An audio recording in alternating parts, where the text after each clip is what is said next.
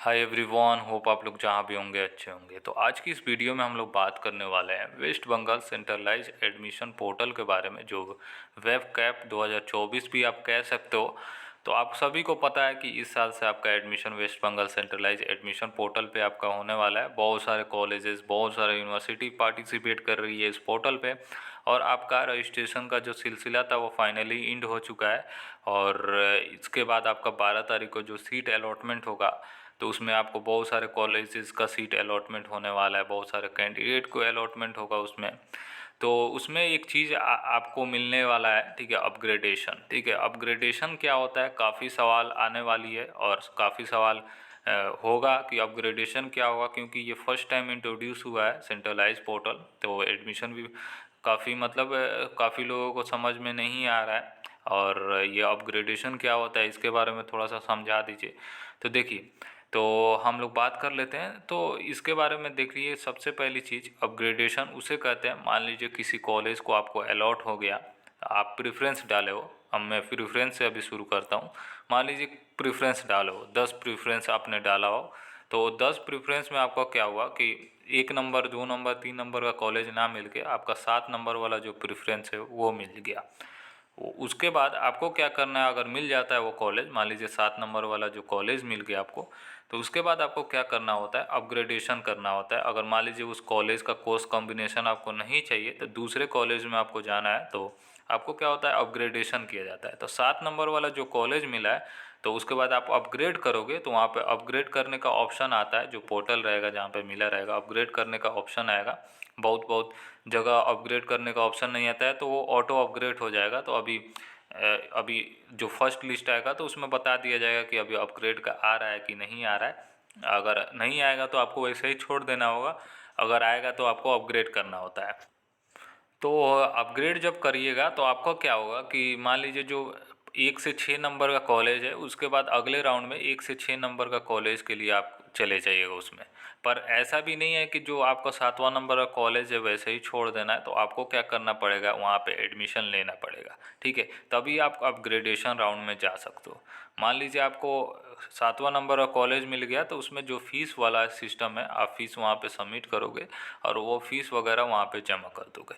जमा करने के बाद आपको आएगा अपग्रेडेशन का ऑप्शन। अगर नहीं भी आया तो आपको ऑटो अपग्रेड कर देना है, यानी वैसे का वैसे छोड़ देना है। मान लीजिए अपग्रेडेशन का ऑप्शन आया तो वहाँ पे अपग्रेड कर दोगे। अपग्रेड करने के बाद वो लोग आपको 1 से 6 वाला जो प्रेफरेंस होगा वो अगले राउंड में वो लोग अनाउंस करेंगे। तो आपको अगर उसमें आपका मेरिट इंडेक्स जो रहेगा उसको मार्क्स के बेसिस पे तो आपको अलॉट कर दिया जाएगा। अगर आपका रहेगा तो जाहिर सी बात है अगले राउंड में कट ऑफ डाउन जाएगी, तो हो सकता है अगले राउंड में आपको 1 से 6 वाला कॉलेज मिल जाए।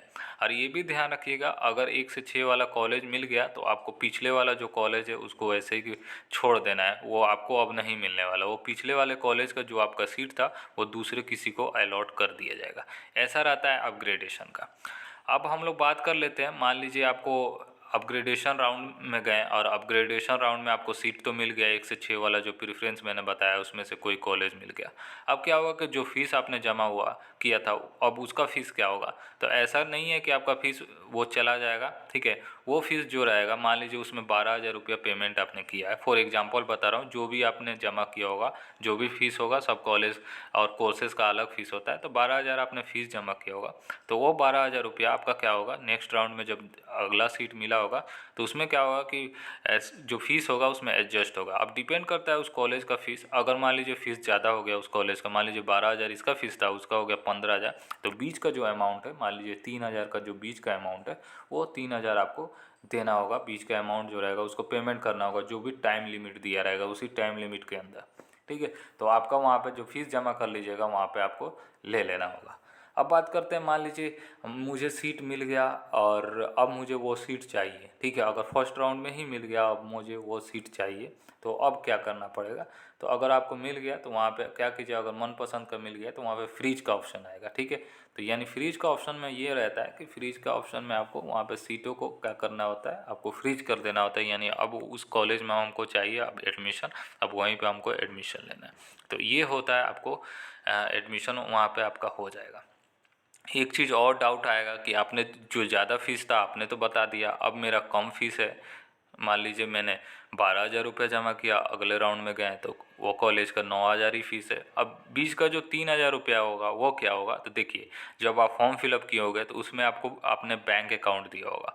अब बैंक अकाउंट जो भी आपने दिया होगा उस बैंक अकाउंट पे आपका जो 3,000 रुपया होगा वो रिफ़ंड कर दिया जाएगा, ठीक है। तो रिफ़ंड कब होगा, तो देखिए जब तक एडमिशन का सिलसिला ख़त्म नहीं होगा तब तक आपका फ़ीस रिफ़ंड नहीं आएगा, क्योंकि जब एडमिशन का सिलसिला चलेगा उसके बाद क्या होगा, जो पोर्टल कि जो जितने भी हैं वो वर्क करेंगे कि हाँ कितने कैंडिडेट का जो फ़ीस है वो रिफ़ंड किया जाएगा। उसके बाद लिस्ट एक तैयार किया जाएगा, उसके बाद आपका फ़ीस जो रहेगा रिफ़ंड हो जाएगा। एक भी पैसा कोई नहीं रखने वाला है आपका फ़ीस, वो सारा फ़ीस आपको रिफ़ंड कर दिया जाएगा आपके जो भी रिस्पेक्टिव बैंक अकाउंट है उसमें। अब ये डिपेंड करता है आप किसका बैंक दिए हो। अगर आप साइबर कैफ़े में गए थे, अगर साइबर वाले ने अपना बैंक अकाउंट दिया है तो उससे जाके आप कॉन्टैक्ट करो।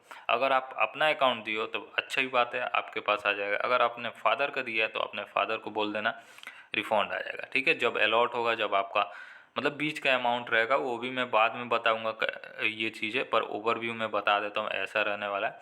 रूल्स एंड रेगुलेशन भी आप सेंट्रलाइज पोर्टल पे जाकर देख सकते हो, ऐसा ही कुछ रहने वाला है, ठीक है।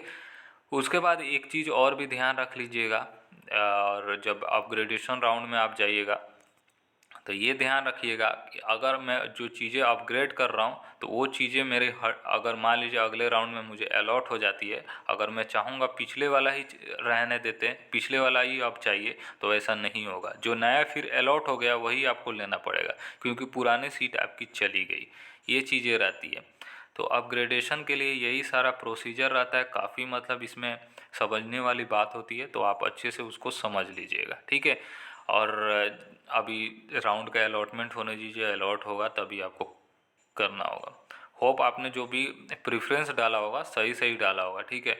तो आपको प्रेफरेंस मिल जाएगा। अब देखने वाली बात है कि आपको कौन वाला प्रेफरेंस आपको मिलता है, ऐसे ही आपको रहने वाला है। बाकी अब जैसे ही आप एडमिशन ले लीजिएगा उसके बाद कॉलेजेस आपको खुद बुला लेगी कि हाँ आपका क्या होगा। एक चीज़ और भी सवाल आ रही है कि जिन्होंने अभी तक अप्लाई नहीं किया है West Bengal centralize admission portal, बहुत लोगों को मालूम ही नहीं था कि सेंट्रलाइज पोर्टल से भी एडमिशन होने वाला है इस साल। तो देखिए अभी आपको वेट कर लेना है। अभी क्या होगा कि राउंड चलेगा 2-3 राउंड, तो आपका 3 राउंड तो मेनली मुझे लगता है कि चलने वाली है। उसके बाद क्या हुआ कि आपको मॉप ऑफ राउंड होगा। मान लीजिए हर कॉलेज में सीटों की संख्या बच जाती है, तो बहुत लोग सीट को ये करते हैं, तो जो सीटें बच गई होंगी तो वो मॉप ऑफ राउंड में आपको सीट अलॉट कर दिया जाएगा। और तो उसके लिए आपको फ्रेश एडमिशन का पोर्टल खोला जाएगा, तो अभी वेट कीजिए। अब हाँ ये भी हो सकता है अब हर कॉलेजेस में सीट अवेलेबल ना हो, इसलिए अभी वेट कीजिए, ठीक है। अभी वेट कीजिए, अब कौन कॉलेजेस में कितनी सीट खाली है वो लिस्ट आएगी मॉप अप राउंड में, तब आपको बताया जाएगा। और एक चीज़ और भी सवाल आ रही है कि मान लीजिए मुझे एडमिशन मिल गया और एडमिशन भी मैंने ले लिया, अब मान लीजिए मुझे विड्रॉल लेना है तो कैसे होगा। तो देखिए विड्रॉल का भी ऑप्शन आएगा, क्योंकि रूल्स एंड रेगुलेशन में इन्होंने बोल रखा है कि अगर आप विड्रॉल लेते हो अकॉर्डिंग टू यूजीसी, सबको पता है रिफंड पॉलिसी के बारे में, 30 सितंबर से फुल रिफंड होगा, 30 सितंबर से पहले, और 31 अक्टूबर से पहले करोगे तो 1,000 कट के होगा। तो जब ये भी ध्यान रखिए सेंट्रलाइज पोर्टल ओपन रहेगा ना तब तक आप कर भी सकते हो, और आप कर लेना West Bengal centralize portal end मतलब क्लोज होने से पहले आप कर लेना विड्रॉल। ऐसा नहीं कि रूल्स एंड रेगुलेशन है तो उसी के हिसाब से चले, अगर आपको नहीं लेना होगा तो आप कर लेना पहले ही।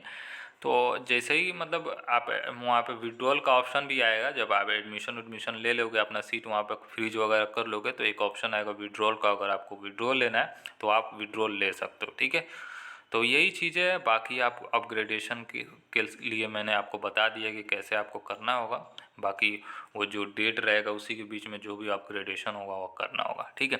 तो चलिए यही छोटी सी जानकारी थी, आपको समझ में आया होगा। काफ़ी लोग का सवाल था, काफ़ी लोग का कन्फ्यूजन था, दूर हो चुका है अपग्रेडेशन से रिलेटेड, फीस वगैरह से रिलेटेड कि कैसे आपका फ़ीस वगैरह एडजस्ट होगा, अपग्रेडेशन कैसे होगा। तो यही रहता है अपग्रेडेशन, मतलब आपका जो पहले का मान लीजिए जो आपका नीचे का रैंक है उसके ऊपर का रैंक का वो लोग अलॉट करेंगे, ठीक है। अब मान लीजिए जैसे मैंने बताया है कि 7वें नंबर का मिल गया, 1 से 6 नंबर का आप अपग्रेडेशन में जाओगे तभी मिलेगा। अगर उसमें मिल गया तो पिछले वाला सीट आपका चला जाएगा। और फीस का मैंने बता ही दिया कि आपको मान लीजिए ज़्यादा फीस होगा तो आपको जो बीच का गैप का फीस होगा वो देना होगा, और कम फीस होगा तो जो मतलब जो फीस बचा रहेगा आपका, मान लीजिए 8,000 फ़ीस है, 7,000 आपका उस कॉलेज का ही फ़ीस है, मतलब पुराने वाले का 8,000 आपने दिया, नए वाले में 7 ही हज़ार है, तो 1,000 रुपया आपका बैंक अकाउंट जो रहेगा उसमें रिफ़ंड कर दिया जाएगा। यही चीज़ है, होप ये चीज़ें क्लियर हो चुकी है, ठीक है। तो चलिए यही मुझे जितना रूल्स एंड रेगुलेशन था, मुझे जितना समझ में आया, मेरा जहाँ तक एक्सपीरियंस है, तो मैंने अपना एक्सपीरियंस शेयर कर दिया। अब इससे अच्छा मुझे नहीं लगता कोई समझा पाएगा, ठीक है। तो चलिए यही चीज़ें होप ये क्लियर हो चुकी है। बाकी कोई भी दिक्कतें आ रही है, कहीं पे आपको समझ में नहीं आ रही, तो आप हमसे पूछ सकते हो। मैं कोशिश करूँगा आपको अच्छे से थोड़ा सा समझाने के लिए। बाकी मैंने कोशिश की आपको अच्छे से समझा पाऊँ, ठीक है। तो चलिए बाय ऑल ऑफ यू और ख्याल रखें अपना।